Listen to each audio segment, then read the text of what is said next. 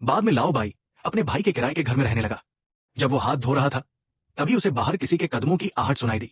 उसे लगा कि उसका भाई वापस आ गया है, लेकिन बाहर देखने पर वहां कोई नहीं था। तभी उसने ध्यान दिया कि उसके कपड़ों के साथ किसी ने छेड़छाड़ की है।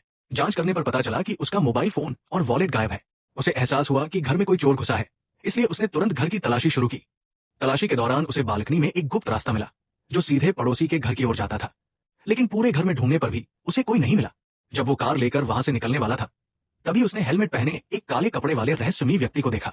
उसे लगा कि वो उसका भाई है, इसलिए लाओ बाई चुपचाप उसके पीछे चल दिया। सामने वाले को पीछा किए जाने का एहसास हो गया और वो भागने लगा।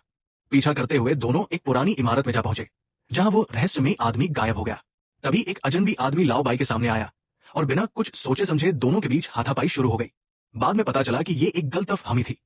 दरअसल लाओ बाई जिस घर में गया था वो उस आदमी की प्रेमिका का घर था और उसने लाओ बाई को चोर समझ लिया था। तभी लाओ बाई ने बालकनी पर उसी काले कपड़े वाले आदमी को छिपकर बातें सुनते देखा और तुरंत उसके पीछे भागा। लेकिन गुप्त रास्ते से गुजरने के बाद वो आदमी फिर गायब हो गया। कमरे की तलाशी लेते समय लाओ बाई दंग रह गया जब उसने देखा कि उस आदमी की प्रेमिका की लाश प्लास्टिक रैप में लिपटी हुई थी। वो आदमी डर के मारे पीछे हटा, लेकिन तभी पीछे से आए काले कपड़े वाले हमलावर ने उसे चाकू मारकर मौत के घाट उतार दिया। लाओ बाई जान बचाकर भागा, लेकिन घायल होने के कारण वो ज्यादा दूर नहीं जा सका। तभी उसने एक छोटी बच्ची के घर का दरवाजा खुला देखा और अंदर छिप गया। घाव पर पट्टी बांधते समय उसने देखा कि उस बच्ची के हाथ में वही फोन है जो उसका चोरी हुआ था। उसे कुछ शक हुआ और वो चुपचाप बच्ची के पीछे एक कमरे में गया। वहां का नजारा देख उसके होश उड़ गए। वो कमरा अनगिनत मोबाइल फोन और वॉलेट से भरा हुआ था।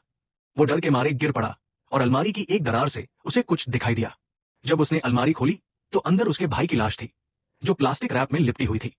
अब उसे सब समझ में आ गया। उस बच्ची की मां ही वो खूनी हमलावर थी। वो महिला मानसिक रूप से बीमार थी और सालों से अपनी बेटी के साथ भटक रही थी। वो जिस भी घर को पसंद करती उसके मालिक की हत्या कर देती और घर पर कब्जा कर लेती। उस महिला ने लाओ बाई को भी उसी तरह बांध दिया और उसका एक्सेस कार्ड लेकर अपनी बेटी के साथ लाओ बाई के घर की ओर निकल गई। इसी बीच लाओ बाई की पत्नी बच्चों के साथ बाहर जाने वाली थी, लेकिन वो अपनी बेटी की दवा भूल गई। जैसे ही वो ऊपर चाबी लेने गई, फोन बजा।